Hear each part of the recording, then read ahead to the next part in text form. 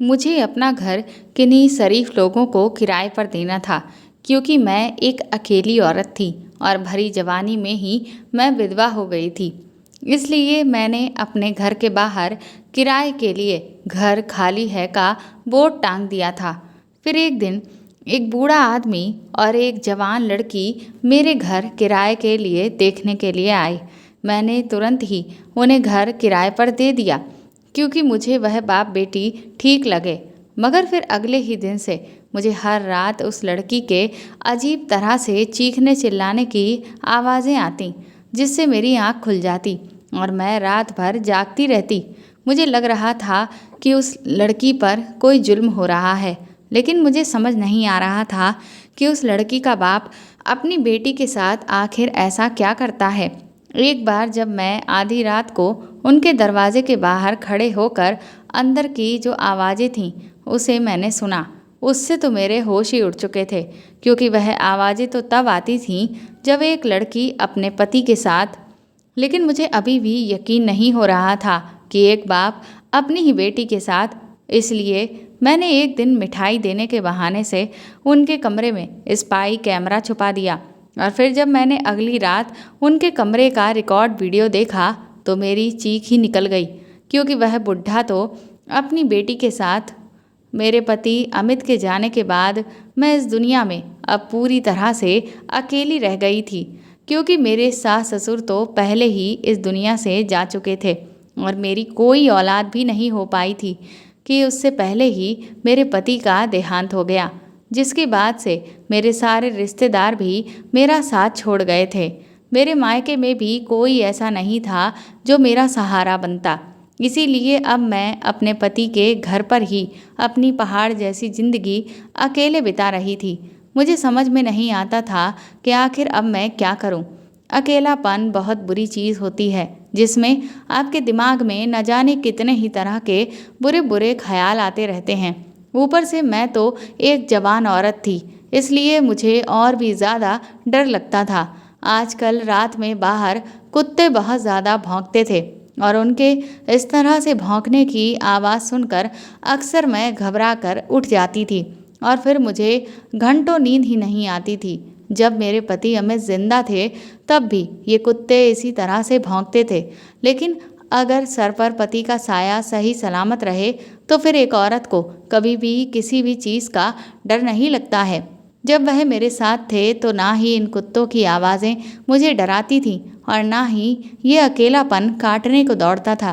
अब तो मुझे एक एक लम्हा सदियों के बराबर सा लगता है, और मेरी हर रात यूं ही आंखों में कट जाती है। कभी कभी तो मेरे मन में ये ख्याल आता है कि अगर कभी मेरे घर में कोई चोर घुस आया तो मैं क्या करूँगी, क्योंकि आजकल के चोर तो घर के सामान को लूटने के साथ साथ घर की औरतों की इज्जत के साथ भी खिलवाड़ कर जाते हैं। ये सब सोचकर मेरे रोंगटे खड़े हो जाते थे। सारी रात मुझे बस यही डर लगता रहता था कि कहीं ये कुत्ते चोरों को देखकर ही तो नहीं भौंक रहे हैं। पहले तो कुछ दिनों तक मुझे कुछ भी समझ में नहीं आ रहा था कि आखिर मैं अपनी इस परेशानी का हल क्या निकालूं। फिर मैंने अपने इस डर से बचने का यही हल निकाला कि मैं अपने घर का ऊपर वाला हिस्सा किराए पर दे देती हूँ, जिससे मुझे किसी का सहारा भी मिल जाएगा और इस महंगाई के दौर में कुछ पैसे भी मेरे हाथ आ जाएंगे। वैसे तो मैं अपने मोहल्ले में कभी कभार ही बाहर निकला करती थी, लेकिन अब आज खासकर मैं इसी काम के लिए आसपास के लोगों के घर गई। मैं अपने अगल बगल के सभी लोगों को बता दिया कि अगर आपके पहचान की किसी भी व्यक्ति को किराए के घर की तलाश हो तो आप उसे मेरे पास भेज दीजिएगा। शर्त बस यही है कि किराए पर आने वाले लोग फैमिली वाले हों। पड़ोसियों से तो मैंने ये कह दिया था, लेकिन फिर भी मन में एक शक रहता है कि पता नहीं कोई मेरी इस बात पर इतना ध्यान देगा भी या नहीं। इसलिए मैंने एक छोटा सा बोर्ड घर पर ही अपने हाथ से तैयार करके घर के दरवाजे पर भी टांग दिया था। मुझे नहीं पता था कि मेरी ये ख्वाहिश इतनी जल्दी पूरी हो जाएगी। कुछ ही दिन के बाद शाम के वक्त घर में दो लोग आए। उनमें एक बुजुर्ग आदमी था और उसके साथ में एक बहुत ही खूबसूरत जवान लड़की थी। मैंने उनको अपने ड्राइंग रूम में लाकर बिठा दिया और उनसे पूछा कि मैं अभी आप लोगों को अच्छी तरीके से जानती नहीं हूँ, इसलिए आप अपना परिचय मुझे दे दीजिए। फिर उस आदमी ने कहा कि आपने अपने घर के बाहर बोर्ड टांग रखा था ना, आपका घर किराए पर देने के लिए और हमें भी रहने के लिए एक अच्छे घर की ज़रूरत थी, इसीलिए हम यहाँ आ गए हैं। मैंने भी अपना सर सहमति में हिला दिया और कहा कि ठीक है, मुझे भी आप ही जैसे लोगों की ज़रूरत थी और ये बहुत अच्छा भी हुआ कि आप बाप बेटी हमारे घर पर रहेंगे। मैंने जैसे ही ये बात कही तभी उस आदमी ने बड़ी ही अजीब नज़रों से अपनी बेटी की तरफ देखा। उसकी बेटी सिर झुकाए हुए नीचे की तरफ देख रही थी। फिर वह बूढ़ा आदमी मुझसे कहने लगा, अच्छा, आप पहले मुझे ये बताइए कि क्या आप ये घर हमें किराए पर देंगी? मैंने कहा, हाँ हाँ, क्यों नहीं, मैं अपने घर का ऊपर वाला हिस्सा आपको किराए पर देना चाहती हूँ। ये सुनकर उस शख्स के चेहरे पर एक मुस्कुराहट फैल गई। मैंने उस शख्स की बेटी की तरफ देखा तो उसे देखकर ऐसा लग रहा था कि जैसे वह बहुत परेशान हो और उसके दिल में कुछ और ही चल रहा था। वह बार बार मेरे चेहरे की तरफ देखती और फिर जैसे ही मैं उससे नज़रें मिलाने की कोशिश करती तो वह अपनी नज़रें नीचे झुका लेती। इससे मुझे ऐसा लग रहा था कि जैसे शायद वह मुझे कुछ बताना चाहती हो और वह बहुत घबराई हुई भी हो। फिर मैंने खुद को समझाया कि नहीं, शायद ये मेरा वहम है, मैं कुछ ज़्यादा ही सोच रही हूँ। इसके बाद मैं उन लोगों को ऊपर वाले पोर्शन को दिखाने ले गई जो उन्हें बहुत ज़्यादा पसंद आया था। जब मैंने उनसे किराए की बात की तो दिनेश साहब मुझे मुंह मांगा किराया भी देने के लिए तैयार हो गए थे। ये सुनकर मुझे बहुत खुशी हुई थी। मैंने तुरंत ही ऊपर वाले पोर्शन की चाबी उन्हें थमा दी और सुकून भरी गहरी सांस ली। मैं वापस नीचे आ गई थी। मुझे दिनेश और उनकी बेटी गरिमा दोनों ही बहुत अच्छे लगे थे। गरिमा बहुत ही खूबसूरत लड़की थी, लेकिन मैं सोच रही थी कि आखिर वह लड़की इतनी ज़्यादा उलझी हुई मुझे क्यों नज़र आ रही थी और वह इतना कम क्यों बोल रही थी। शायद हो सकता है कि उसकी माँ अब इस दुनिया में नहीं है, जिस वजह से वह कुछ परेशान सी रहती हो। ये सारी बातें सोचकर मैंने अपने दिल को तसल्ली दे दी। जब शाम हुई तो मैंने सोचा कि वह लोग आज ही तो इस घर में आए हैं और आज ही उन्हें अपना सारा सामान इस घर में सेट करने में काफ़ी वक्त भी लग जाएगा। इसीलिए एक काम करती हूँ, शाम का खाना मैं उन्हें खुद ही बनाकर दे देती हूँ। यही सब सोचकर मैं किचन में आ गई और 3 लोगों का खाना बनाना शुरू कर दिया। खाना तैयार होने के बाद मैंने उसे अच्छी तरह से थाली में सजाया और फिर खाना लेकर मैं ऊपर चली गई। मैंने जब दरवाजे पर दस्तक दी पर किसी ने भी दरवाज़ा नहीं खोला। जब दरवाज़ा नहीं खुला तो मैं ये सोचकर परेशान हो गई कि पता नहीं मैं इस वक्त यहाँ ऊपर आकर मैंने अच्छा भी किया है या नहीं। मुझे इन लोगों को इस तरह से डिस्टर्ब नहीं करना चाहिए क्योंकि सबकी अपनी अपनी प्राइवेसी होती है। यही सोचकर मैं वापस लौटने ही लगी थी कि तभी अचानक से उनके कमरे का दरवाज़ा खुल गया। सामने दिनेश खड़े हुए थे। उन्होंने मेरे हाथ में जब खाने की थाली देखी तो कहने लगे, बहन जी, आपने बेवजह ही इतनी तकलीफ़ क्यों की? उनकी ये बात सुनकर मैं मुस्कुरा दी और बोली, अरे नहीं, इसमें तकलीफ़ की आखिर कौन सी बात है, ये तो मेरा फ़र्ज बनता है। दिनेश कहने लगे, वो दरअसल गरिमा किचन में खाना बनाने ही जा रही थी। मैंने तुरंत ही उनसे कहा कि उससे कह दीजिए कि आज के दिन वह आराम कर ले। वैसे वह है कहाँ, उसे बुलाइए, मैं ज़रा उससे भी तो मिल लूँ। इतना कहते हुए मैं कमरे के अंदर दाखिल ही हुई थी कि तभी अचानक से दिनेश मेरे सामने खड़े हो गए और कहने लगे, वो दरअसल गरिमा सो रही है क्योंकि उसके सर में बहुत तेज़ दर्द हो रहा है। अब अचानक अगर उसकी नींद खुल गई तो उसकी तबीयत काफ़ी बिगड़ जाएगी। दिनेश की बातों पर मैंने सिर हिला दिया और उन्हें थाली पकड़ाकर मैं वापस चली आई। लेकिन अब मेरे दिमाग में हजारों सवालों ने एक साथ जन्म ले लिया था। मैं तो ये सोच में ही पड़ गई थी कि दिनेश एक ही वक्त में कैसे अपनी बातों को बदल रहे थे, क्योंकि पहले तो वह मुझसे ये कह रहे थे कि गरिमा किचन में खाना बनाने के लिए जा रही थी और उसके तुरंत ही बाद जैसे ही मैंने उससे मिलना चाहा तो वह मुझे ये कहने लगे कि वह इस वक्त सो रही है। अब मेरा दिल चीख चीख कर मुझे ये कहने लगा कि हो न हो, लेकिन दाल में कुछ ना कुछ काला तो ज़रूर है। हालांकि मैं इस सब के बारे में बहुत ज़्यादा सोचना नहीं चाहती थी, क्योंकि वह लोग मेरे यहाँ पर किराएदार के तौर पर आए थे और मैं उनकी ज़िंदगी में बहुत ज़्यादा दखल नहीं देना चाहती थी। लेकिन फिर भी बार बार मुझे यही ख्याल आ रहे थे। इधर खाना खाने के बाद मैं ये सोचने लगी कि गरिमा भी जब खाना खा लेगी तो वह मेरे पास ज़रूर आएगी और खाने के लिए मेरा शुक्रिया अदा करेगी। लेकिन हकीकत तो ये थी कि ऐसा कुछ भी नहीं हुआ। मैं नीचे बहुत देर तक गरिमा का इंतज़ार करती रही, लेकिन वह नीचे उतर कर नहीं आई। फिर मैं अपने कमरे में वापस सोने के लिए चली गई। मैं सोच रही थी कि कम से कम अब मुझे चोरों से डरने की कोई ज़रूरत नहीं है और अब मुझे ये पूरा यकीन था कि अब मेरी रातें बहुत ही सुकून से गुजरेंगी। मैं सुकून भरी एक गहरी सांस ली और फिर आराम से लेट कर सो गई। लेकिन अभी आधी रात ही हुई थी कि तभी अचानक से मेरी आँख खुल गई और मैं हड़बड़ा कर उठ बैठी और फिर खुद से ही ये सवाल पूछने लगी कि आखिर मेरी आँख कैसे खुल गई। तभी फिर से मेरे कानों में किसी लड़की के चीखने चिल्लाने की आवाज़ें आने लगीं। ऐसा लग रहा था कि जैसे चीखने वाली लड़की बहुत ज़्यादा तकलीफ़ में है। ये सब सुनकर मैं बहुत बुरी तरह से डर गई थी। मैं शुरू से इतनी डरपोक नहीं थी, लेकिन जब से अमित मुझे इस दुनिया में छोड़कर चले गए थे, मैं तो पत्तों के हिलने की आवाज़ से भी डरने लगी थी। मैंने तुरंत ही अपने दोनों कानों पर हाथ रख लिया था, लेकिन ये आवाज़ थी कि थमने का बिल्कुल नाम ही नहीं ले रही थी, बल्कि हर पल बढ़ती ही चली जा रही थी। फिर इस तरह से डरते डरते मेरी पूरी रात गुजर गई।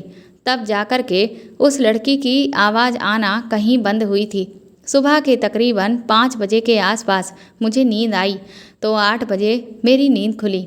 चाय पीने के बाद जब मैं बाहर लॉन्ज में आकर बैठ गई तो मैंने दिनेश को देखा। वह सीढ़ियों से नीचे उतरकर आ रहे थे। जब उनकी नज़र मुझ पर पड़ी तो मैंने देखा कि वह बहुत घबराए हुए थे और मुझे अपनी नज़रें चुरा रहे थे। मुझे देखकर वह हल्का सा बनावटी मुस्कुराए और फिर जल्दी से निकलकर बाहर चले गए। शायद वह मेरे सवालों से डरकर जल्दी से बाहर चले गए थे। उनके हुलिये से लग रहा था कि जैसे वह अपने काम के सिलसिले में कहीं बाहर गए हों। मैं उठकर अपना नाश्ता बनाया। वह अब तक लौटकर वापस नहीं आए थे। मुझे यकीन हो गया था कि अब वाकई में वह अपने काम के सिलसिले में घर से बाहर गए हुए हैं। मुझे यही वक्त सही लगा, क्योंकि कल से मेरी गरिमा से कोई भी बात नहीं हो पाई थी। मैं बैठकर उसके बारे में सब कुछ जानना चाहती थी, इसलिए मैं जल्दी से सीढ़ियों से चढ़कर ऊपर वाले कमरे तक गई और ज़ोर ज़ोर से दरवाज़ा खटखटाने लगी, मगर गरिमा ने दरवाज़ा नहीं खोला। अब मुझे ये सारी बातें कोई आम बात नहीं लग रही थी, क्योंकि वह लड़की कल से यहाँ आई हुई थी, लेकिन मैंने उसकी अब तक एक झलक भी ठीक से नहीं देखी थी। मैं वापस पलटने की बजाय दोबारा फिर से दरवाज़ा पीटने लगी। मुझे बड़ी ही घबराहट हो रही थी कि तभी घबराई हुई आवाज़ मेरे कानों में पड़ी। गरिमा कहने लगी, दीदी दरवाजे पर आप ही हैं ना? मैंने कहा, हाँ गरिमा, दरवाज़ा खोलो, दरवाजे पर मैं ही हूँ। मुझे उसकी सिसकती हुई आवाज़ सुनाई दी। उसने कहा, दीदी मैं दरवाज़ा कैसे खोलूँ? दरवाजे पर तो पापा बाहर से ताला लगाकर गए हुए हैं। उसकी ये बात सुनकर मैं सोच में पड़ गई। तभी मैंने अपनी नज़र दरवाजे पर लटके हुए छोटे से ताले पर डाली। मैंने गरिमा से पूछा, तुम्हारे पापा तुम्हें बाहर से बंद करके आखिर क्यों गए हुए हैं? उसने कहा, क्योंकि मेरे पापा मुझ पर बहुत शक करते हैं। मैं अकेली हूँ और मैं एक लड़की हूँ और इसीलिए उन्हें हर वक्त यही डर लगा रहता है कि कहीं मैं उनकी इज्जत नीलाम ना कर दूँ और उन्हें धोखा ना दे दूँ। मैं गरिमा की हालत देखकर बहुत परेशान थी। मैंने उससे पूछा, अच्छा पहले तुम ये बताओ कि तुम ठीक तो हो ना? तभी उसकी दर्द भरी हंसी मुझे सुनाई दी और वह कहने लगी, कहने को तो मैं बिल्कुल ठीक हूँ दीदी, मेरे पास दुनिया की हर चीज़ मौजूद है, रुपया, पैसा, कपड़े, जूते, मेरे पास हर वह एक चीज़ है जो मुझे चाहिए, लेकिन मैं खुश नहीं हूँ। उसकी ऐसी हालत देखकर मुझे बहुत ज़्यादा दुख हुआ। मैंने कहा, गरिमा मैं तुम्हारे लिए क्या कर सकती हूँ, मुझे बताओ, क्योंकि मैं तुम्हारी मदद करना चाहती हूँ। वह मुझसे कहने लगी, जब मेरे खुद के पापा ही मेरे साथ ऐसा कर रहे हैं तो फिर आप भला इस सब में मेरी क्या मदद करेंगी? बस आपसे मेरी यही गुजारिश है कि आप मेरे लिए भगवान से प्रार्थना करें कि सब कुछ ठीक हो जाए। मैंने उससे कहा, हाँ हाँ क्यों नहीं। इतना कहकर मैं वहाँ से वापस पलटने लगी। तभी गरिमा बोली, मीरा दीदी, आप ये सब कुछ पापा को मत बताइएगा कि आप यहाँ पर आई थीं, या फिर मैंने आपसे कुछ भी कहा है। मैंने उससे कहा, हाँ ठीक है, तुम इस सब की बिल्कुल भी फिक्र मत करो, ऐसा ही होगा, मैं तुम्हारे पापा को कुछ भी नहीं बताऊंगी। इतना कहकर मैं वापस नीचे आ गई थी। मुझसे अब रह रह कर गरिमा के पिता पर बहुत गुस्सा आ रहा था।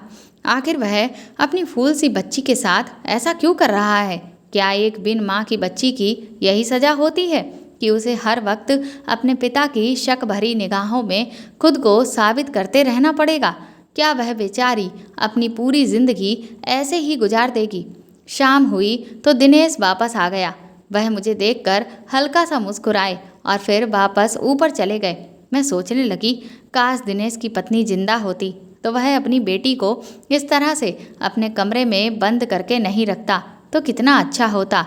मैं भी अकेली रहती हूँ और गरिमा भी, तो हम दोनों की आपस में अच्छी दोस्ती हो जाती, हम अपना गम भी बांट लेती। लेकिन अब आखिर क्या हो सकता था। खैर, मैं अपनी रोज़मर्रा के काम निपटाने लगी और फिर सोने के लिए लेट गई। आज फिर जैसे ही आधी रात हुई कि तभी किसी वक्त मेरी आँख खुल गई थी, और आज भी वही वजह थी जिसने मुझे कल भी सोने नहीं दिया था। मुझे फिर से किसी लड़की के ज़ोर ज़ोर से चीखने की आवाज़ें सुनाई दे रही थीं। मैंने जब ध्यान से सुना तो मुझे समझ आया कि ये आवाज़ तो बहुत ज़्यादा करीब से आ रही थी, लेकिन भला ये यहाँ कहाँ से आ सकती थी? अब मुझे इस सब का पता हर सूरत में लगाना ही था। मैं तुरंत ही अपने कमरे से बाहर आ गई तो मुझे चीखने चिल्लाने की आवाज़ें और भी तेज और साफ सुनाई देने लगी थीं। फिर मुझे जल्द ही इस बात का अंदाज़ा हो गया कि ये आवाज़ें कहीं और से नहीं बल्कि ऊपर वाले पोर्शन के कमरे से आ रही हैं, और चीखने चिल्लाने वाली लड़की और कोई नहीं बल्कि गरिमा ही है। एक लम्हे के लिए तो ये सब सुनकर मैं बिल्कुल सन्न रह गई थी। मैं तुरंत ही फिर जल्दी जल्दी सीढ़ियाँ चढ़ने लगी और उनके कमरे तक पहुंच गई। मैंने ज़ोर ज़ोर से दरवाज़ा पीटना शुरू कर दिया था। मैं बहुत देर तक यूं ही खड़ी दरवाज़ा खटखटाती रही, लेकिन मजाल है कि किसी ने भी दरवाज़ा खोला हो। और ऐसा भी नहीं था कि इधर मेरे दरवाज़ा खटखटाने की आवाज़ से अंदर से जो चीखने चिल्लाने की आवाज़ें आ रही थीं वह जरा सी भी कम हो गई हों।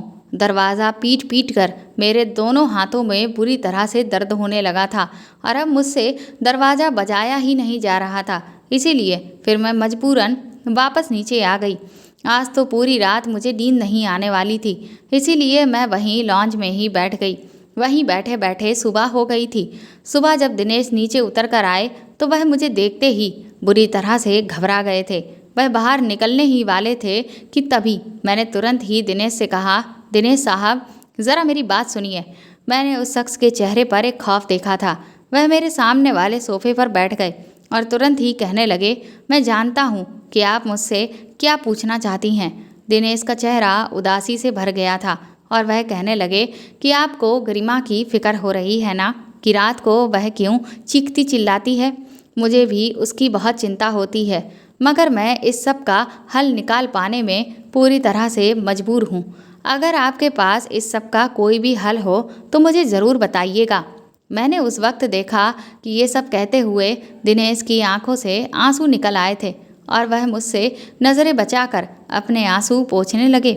मैंने उनसे कहा कि लेकिन आप पहले मुझे ये तो बताएं कि आखिर उसके साथ परेशानी क्या है, तभी तो मैं आपको कोई हल बता पाऊंगी। मेरे इस सवाल पर दिनेश ने अपना सिर उठाया और मेरी आंखों में आंखें डालकर कहने लगे, गरिमा की सबसे बड़ी परेशानी की वजह मैं हूँ, क्योंकि मैं गरिमा का सौतेला पिता हूँ। और ये बात गरिमा को मेरी एक रिश्तेदार ने जब से बता दी है तब से वह मुझसे नफरत करने लगी है और एक गलत रास्ते पर चल पड़ी है, और वह हर मुमकिन कोशिश करती है जिससे मेरी इज्जत पर दाग लगा सके। मैंने हैरानी भरी नज़रों से दिनेश साहब की तरफ देखा तो वह कहने लगे, दरअसल मेरी शादी के कुछ महीनों के बाद ही मेरी पहली पत्नी का देहांत एक बीमारी के चलते हो गया था। इसके बाद मेरे घर वालों ने जब मेरी दूसरी शादी के लिए रिश्ते देखने शुरू किए, उसी दौरान मेरी मुलाकात गरिमा की माँ से हुई और फिर मुझे वह पसंद आ गई और मैं उनसे शादी करने का फैसला कर लिया। जिस वक्त मेरी और गरिमा की माँ की शादी हुई थी, उस वक्त गरिमा सिर्फ 1.5 साल की थी। मैंने ना सिर्फ गरिमा की माँ को दिल से अपनाया था, बल्कि गरिमा को भी अपनी बेटी माना था। इसलिए मैंने गरिमा की माँ को ये सख्त हिदायत दी थी कि वह कभी भी गरिमा को ये नहीं बताएंगे कि मैं उसका सौतेला पिता हूँ। लेकिन शायद नसीब में कुछ और ही लिखा हुआ था। जब तक गरिमा की माँ हम दोनों को छोड़कर इस दुनिया से नहीं गई थी, तब तक तो ये राज भी छुपा रहा और सब कुछ अच्छे से चलता रहा। लेकिन गरिमा की माँ की मौत के बाद गरिमा को बहुत गहरा सदमा लगा था, जिस वजह से उसका दिमाग का संतुलन बहुत बिगड़ गया था। वो हद से ज़्यादा गुस्सैल और चिड़चिड़ी हो गई थी, जिस कारण मुझे कई बार उसे काबू करने में उसके साथ सख्ती से पेश आना पड़ता था, जिस कारण वह मुझसे भी नाराज़ रहने लगी थी। और इसी बीच मेरी एक रिश्तेदार ने गरिमा के कानों में ये बात डाल दी कि मैं उसके साथ इतना सख्त रवैया इसलिए अपनाता हूँ क्योंकि मैं उसका सौतेला पिता हूँ। इस सच्चाई ने गरिमा के दिमाग में जहर घोल दिया और वह मुझे शक की निगाह से देखने लगी। मैंने उसे कई बार समझाने की बहुत कोशिश की कि मैं भले ही उसका सौतेला पिता हूँ, लेकिन मैंने उसे हमेशा अपनी सगी बेटी से भी ज़्यादा बढ़कर प्यार किया है। लेकिन उसने मेरी किसी भी बात पर यकीन नहीं किया और फिर तो वह मुझसे बदला लेने पर उतर आई। वह काम करने लगी जिससे मेरी इज्जत पर दाग लग जाए और मैं लोगों के बीच में बदनाम हो जाऊं। इस सब के बीच वह अपने कदम बहकने से भी रोक नहीं पाई और एक गलत लड़के के चक्कर में पड़ गई है। लेकिन मैंने उस पर इतनी सख्ती कर रखी है कि वह उस लड़के से मिल ही नहीं पा रही है, जिस वजह से अब तो वह मुझसे बदला लेने पर उतर आई है। इसीलिए अब वह हर रात मुझे परेशान करने के लिए यूं चीखती चिल्लाती है ताकि लोगों को ये लगे कि जैसे मैं उसके साथ कुछ गलत करता हूँ। बस इसी वजह से मुझे अपना खुद का घर भी छोड़ना पड़ा था, क्योंकि वहाँ लोग मुझ पर शक करते थे कि शायद मैं अपनी बेटी के साथ बदसलूकी करता हूँ।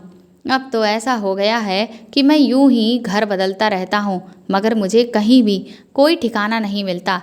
लोग गरिमा की वजह से मुझे जीने नहीं देते। ये मेरा तीसरा घर है। यहाँ आते वक्त मैंने उसके सामने बहुत हाथ जोड़े थे कि मुझे इस उम्र में ऐसे जलील ना करे, मगर वह मेरी एक भी नहीं सुनती है और यहाँ आकर भी वह अपनी हरकतों से बाज नहीं आई। लेकिन मैं आपको एक बात बताऊं, इसमें गरिमा का भी कोई कसूर नहीं है, क्योंकि इन सब बातों की वजह से उसके दिमाग पर बहुत गहरा असर हुआ है और वो दिमागी तौर पर बीमार हो चुकी है। मैं उसका इलाज करवा रहा हूँ, क्योंकि अब तो उसका गुस्सा इतना ज़्यादा बढ़ गया है कि वह लोगों को जख्मी भी कर देती है। इसीलिए मैं जब कहीं भी जाता हूँ तो उसे बाहर से बंद करके ही जाता हूँ। दिनेश साहब के मुंह से ये सारी बातें सुनकर मैं तो सोच में पड़ गई थी। मैं बड़े ही गौर से उनकी तरफ देख रही थी। उनको देखकर यही लग रहा था कि वह सच बोल रहे हैं। फिर मैंने कहा कि मैं आपसे एक रिक्वेस्ट करूं? उन्होंने कहा, हाँ हाँ बोलिए। मैंने उनसे कहा कि आप गरिमा को बाहर से बंद करके मत जाया करिए। मैं उससे बात करने की कोशिश करूंगी। हो सकता है कि उसकी हालत में कोई सुधार आ जाए। दिनेश साहब मेरी बातों से परेशान हो गए और कहने लगे, क्या आप ये सब इसलिए कह रही हैं क्योंकि आपको उसकी हालत का अभी अंदाज़ा नहीं है? जब उसे गुस्सा आता है तो वह इस कदर जुनूनी हो जाती है कि मेरे लिए भी खुद उसे संभालना बहुत मुश्किल हो जाता है। देखिए, मैं तो ऑफिस में होता हूँ। अगर पीछे से वह आप पर हमला कर देगी तो क्या होगा? और ये भी हो सकता है कि वह आपका कोई बहुत ज़्यादा नुकसान कर दे। इसीलिए इस काम के लिए आप मुझे माफ़ कर दीजिए। मैं ऐसा नहीं कर सकता। मैंने कहा, अगर गरिमा ने मेरे साथ कुछ भी किया तो उसका कसूरवार मैं किसी को भी नहीं ठहराऊंगी। आप बस उसे बाहर से लॉक करके मत जाइए। दिनेश साहब बड़े गौर से मेरी तरफ देखने लगे और फिर उन्होंने अपनी जेब से चाबी निकाल कर मुझे थमा दी और कहने लगे, आप होशियार रहिएगा। जैसे ही आपको ये महसूस हो कि गरिमा को गुस्सा आ रहा है तो आप तुरंत ही घर से बाहर निकल जाइएगा। मैंने तुरंत ही सिर हिला दिया। फिर उसके बाद वो वहाँ से उठकर चले गए। मैं तो बस यही सोच सोच कर परेशान हो रही थी कि आखिर सच कौन बोल रहा है। मैं ऊपर गई और कमरे का ताला खोलकर अंदर पहुंच गई तो देखा गरिमा सोफे पर बैठी हुई किसी गहरी सोच में डूबी हुई थी और बार बार अपने आंसू पोंछ रही थी। वह मुझे वहाँ अचानक देखकर घबरा गई और कहने लगी, मीरा दीदी, आपने तो मेरी जान ही निकाल दी थी, पर ये सब कैसे हो गया और आप यहाँ पर कैसे आ गईं? आखिर आपको चाबी कैसे मिली? मैंने कहा, बस ये तुम्हारी मीरा दीदी का कमाल है। गरिमा रोने लगी और तुरंत ही उठकर मेरे गले से लग गई। उसने कहा, दीदी, मुझे बहुत दिनों से किसी ऐसे कंधे की तलाश थी जिस पर मैं सर रखकर रो सकती हूँ। मैंने कहा, लेकिन अब तुम्हें रोने की कोई भी ज़रूरत नहीं है क्योंकि मैं तुम्हारे साथ हूँ और आज मैं तुमसे एक ज़रूरी बात पूछने आई हूँ। गरिमा, पहले तुम मुझे ये बताओ कि तुम रात के वक्त चीखती चिल्लाती क्यों लगने लगती हो? ये सच था कि मैं दिनेश साहब की बातों पर मैंने भरोसा कर लिया था, लेकिन मैं खुद गरिमा की कहानी भी उसके मुंह से सुनना चाहती थी क्योंकि मैं इस बात को पक्के तौर पर जान लेना चाहती थी कि कहीं ऐसा तो नहीं कि दिनेश साहब ने मुझे पागल बनाया हो। मेरे इतना पूछने पर वह मुझे देखकर घबराई हुई लग रही थी। फिर वह कहने लगी, अरे नहीं तो, मैं तो बिल्कुल भी नहीं चीखती चिल्लाती हूँ। आखिर मुझे क्या ज़रूरत है चीखने चिल्लाने की? मैं तो अपनी ज़िंदगी में बहुत खुश हूँ। मेरे पापा मेरा बहुत ख्याल रखते हैं। गरिमा के मुंह से ये बात सुनकर मैं तो दंग रह गई थी। उस लड़की ने अचानक ही पूरी काया ही पलट के रख दी थी क्योंकि उसके चीखने चिल्लाने की आवाज़ें तो मैंने खुद अपने कानों से हर रोज़ मैं सुनती आ रही थी। और फिर कल तो ये कुछ और ही कह रही थी और आज ये कुछ और ही कह रही थी। मैं उसे अभी हैरानी भरी नज़रों से देख ही रही थी कि तभी गरिमा मुझसे कहने लगी कि दीदी, आप मुझे अपना घर दिखाइए ना। आपने अपने घर की सजावट कैसे कर रखी है? मैंने उससे कहा, ठीक है, चलो मैं तुम्हें दिखाती हूँ। मैं गरिमा को अपने साथ नीचे लेकर आई और आते ही उसने अपना बाजू मेरे सामने कर दिया और उस पर मुझे जले का निशान दिखाने लगी। वह देखकर मैं बुरी तरह से डर गई और मैंने उससे पूछा, ये क्या है? तो वह कहने लगी कि मैंने जो कुछ भी कल आपसे बातें की थी ना जाने वह कैसे मेरे पापा ने सुन ली थी। मुझे लगता है कि शायद उन्होंने कमरे में कोई कैमरा लगा रखा है जिसमें रिकॉर्डिंग होती है और उसके ज़रिए ही वह मुझ पर बहुत गहरी निगाह रखे हुए हैं। इसीलिए मैंने ऊपर आपसे वह सब झूठ कहा था कि मैं बहुत खुश हूँ, जबकि ऐसा कुछ भी नहीं है। आपको नहीं पता, मेरा बाप मेरा सगा बाप नहीं है बल्कि मेरा सौतेला बाप है और मेरा सौतेला बाप मुझ पर बहुत जुल्म करता है। मेरी माँ के मरने के बाद वह मुझ पर गलत नीयत रखता है और ये जो रात रात भर आप मेरे चीखने चिल्लाने की आवाज़ें सुनती हैं ना, ये बेवजह नहीं है। आपको नहीं पता कि मैं अपने सौतेले बाप से खुद को कितनी मुश्किल से बचा पा रही हूँ, लेकिन मुझे डर है कि एक न एक दिन वह अपने मंसूबों में कामयाब हो ही जाएगा। अगर आपको मेरी बातों पर यकीन नहीं है तो आप अपनी आँखों से एक दिन खुद ही देख लीजिए कि मुझ पर क्या गुजरती है। जब मेरी आप वह हालत देखेंगी तो आप खुद बेहोश हो जाएंगी। इसीलिए आप एक काम करिए, आप कैमरा मंगवा कर ऊपर वाले कमरे में लगवा दीजिए और जब कैमरे का मंजर रिकॉर्ड हो जाएगा तो वह सब आप पुलिस को दिखा दीजिएगा तो मेरे मुजरिम को सज़ा मिल जाएगी और मैं आज़ाद हो जाऊंगी। मैंने कहा, ठीक है, मैं कुछ ना कुछ ज़रूर करती हूँ। सच तो ये था कि मैं अब इन दोनों बाप बेटे की बातों में फंसकर ही रह गई थी। मुझे तो दोनों की ही बातों पर यकीन आ जाता था, पर असली सच क्या था उस तक पहुँचने का अब बस एक ही हल था और वह यही था कि मैं सच में ऊपर वाले कमरे में कैमरा लगवा दूँ। मैंने कैमरे के लिए किसी से कह दिया था। अब मैं इंतज़ार कर रही थी कि कब कैमरा आए और कब मैं उसे लगवाऊँ। हर रात ऊपर वाले कमरे से चीखने चिल्लाने की आवाज़ें आती और सुबह दिनेश साहब मेरे सामने रो रो कर अपना दुखड़ा बयान करते रहते और दिन के समय गरिमा मेरे सामने आकर रोती और कहती कि मुझ पर दिन रात जुल्म बढ़ता ही चला जा रहा है। मैं गरिमा के दिल को बदलने के लिए उसे अपनी साड़ियाँ, कपड़े, ज्वेलरी, मेकअप सब कुछ दिखाती और उससे ढेर सारी बातें करती ताकि बस किसी भी तरह से उसका दिल बहल जाए और वह मेरे साथ खुश रहे। मुझे उन दोनों बाप बेटी की बहुत फिक्र होती थी। मैं यही चाहती थी कि अगर दिनेश मुजरिम है तो फिर उसे जल्द से जल्द सज़ा मिल जाए, और अगर गरिमा दिमागी तौर पर बीमार है तो उसका ठीक से इलाज हो जाए। कैमरा आने में अभी एक दिन और बाकी था, इसीलिए आज शाम को मैंने खीर बनाई तो सोचा कि गरिमा को दे आती हूँ। यही सोचकर मैं सीढ़ियों से चढ़कर खीर देने के लिए उनके कमरे तक गई। तभी मैंने अंदर से गरिमा की आवाज़ सुनी। वह किसी से कह रही थी कि आज तुम पूरी तैयारी के साथ आना, वह कमज़ोर है और उसे काबू करना बहुत आसान है। उसके मुंह से ये बातें सुनकर मैं तुरंत ही उल्टे कदमों से वापस लौट आई थी।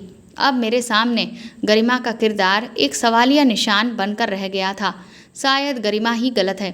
वह हर रात अपने किसी आशिक को बुलाती है और फिर दिनेश साहब को काबू कर लेती है, और क्या पता वह उन्हें बांध कर भी रखती हो और फिर जानबूझकर बुरी तरह से चीखती चिल्लाती हो ताकि लोग दिनेश साहब को गलत समझें और वह लड़की बस अपनी मनमानी करती रहे। शायद दिनेश साहब सही कह रहे थे कि गरिमा अपने आशिक के साथ रहने के लिए उन्हें हर हाल में बदनाम कर देना चाहती है। कैमरा आने में तो अभी देर थी, लेकिन अब मुझे बहुत डर लग रहा था कि ना जाने आज रात क्या होने वाला है। इसीलिए मैंने अपनी एक दोस्त जो कि लेडी कांस्टेबल थी उसको फ़ोन कर दिया और यहाँ का सारा माजरा उसे साफ साफ बता दिया। मैंने उससे कहा कि रात के वक्त मुझे तुम्हारी और तुम्हारी टीम की ज़रूरत है, इसीलिए तुम यहाँ ज़रूर आना, लेकिन बहुत होशियारी से आना। उसने मुझसे कहा ठीक है, तुम बिल्कुल बेफिक्र रहो। मैं रात का खाना खाकर अपनी दोस्त का इंतज़ार करने लगी। फिर ना जाने ऐसा क्या हुआ कि मेरी बहुत गहरी आंख लग गई, और जब मेरी आंख खुली तो मैं अस्पताल में थी। मैंने अपने आसपास हैरत भरी निगाहों से देखा तो मेरी दोस्त मेरे सामने ही खड़ी थी। मैंने उससे पूछा, जानकी मैं यहाँ कैसे आई? मेरी इस बात पर वह हंसती और बोली, मीरा तुम बहुत बड़ा कारनामा करके आई हो। कुछ दिनों से हमें इस बात की शिकायत मिल रही थी कि कोई गिरोह बड़ी ही चालाकी से लोगों के घरों में चोरी कर रहे हैं। कल रात तुम्हारी वजह से वही गैंग हमारे हाथ लग गया है। मैंने कहा, लेकिन वो कैसे? पुलिस कांस्टेबल जानकी ने बताया कि मीरा, तुम्हारे घर में जो किराएदार रहते थे वह उसी गैंग का हिस्सा थे। उनका ये तरीका ही है कि वह बेसहारा औरतों के घर किसी न किसी बहाने से घुस जाते हैं और फिर उन्हें अपने जाल में फंसाने की कोशिश करते हैं। बाप बेटी के ऊपर गलत इल्ज़ाम लगाता रहता है और बेटी बाप पर गलत इल्ज़ाम लगाती रहती है ताकि औरतें भावनाओं में आकर उनके जाल में फंसकर बाकी सब कुछ भूल जाएं। तुम्हारे साथ भी ठीक उन्होंने ऐसा ही किया था। तुमने भावनाओं में आकर गरिमा को खुद ही घर की एक एक चीज़ दिखाई। तुमने उसे अपने सारे जेवरात भी दिखा दिए। वह तो तुम ये शुक्र मनाओ कि तुमने कल गरिमा की बातें सुन ली, नहीं तो ना जाने क्या होता, क्योंकि कल रात उन लोगों ने तुम्हारे खाने में नींद की दवा चुपके से मिला दी थी और फिर वह तुम्हारे घर की एक एक चीज़ लूटने वाले थे। लेकिन ये उन लोगों की बदकिस्मती थी कि उसी वक्त हम लोग ऐन मौके पर तुम्हारे घर पहुंच गए और फिर वह लोग पकड़े गए। जानकी के मुंह से ये सारी बातें सुनकर मैं तो सन्न ही रह गई थी कि लोग दूसरों को लूटने के लिए किस हद तक जा सकते हैं। वह तो भगवान का लाख लाख शुक्र था कि उसने मुझे बचा लिया। इस घटना से अब तो मुझे किराएदार भी रखने से बहुत डर लगने लगा था। इसीलिए मैंने ये फिर फैसला किया कि अब मैं अकेले ही रहूँगी, क्योंकि मेरे ख्याल में बुरे लोगों के साथ रहने से तो अच्छा यही है कि अब मैं तन्हाई में ही अपनी पूरी ज़िंदगी गुजार दूँ। तो दोस्तों, आपको ये कहानी कैसी लगी हमें कमेंट करके ज़रूर बताएं, और प्लीज़ इस कहानी को ज़्यादा से ज़्यादा शेयर और लाइक करके मेरे चैनल को सपोर्ट करें। साथ ही अगर आप चाहें तो मुझे सुपर थैंक्स भी खरीद कर दे सकते हैं। सुपर थैंक्स का ऑप्शन आपको इस वीडियो के नीचे दिए हुए सभी ऑप्शंस में दिख जाएगा, जो कि हार्ट शेप में बने हुए डॉलर के साइन के तौर पर है। और अगर आप मेरे चैनल पर नए हैं तो सब्सक्राइब करके बेल आइकन को ज़रूर दबा दीजिएगा, ताकि आगे भी मैं आपको ऐसी ही अच्छी कहानियाँ सुनाती रहूँ। Thank you.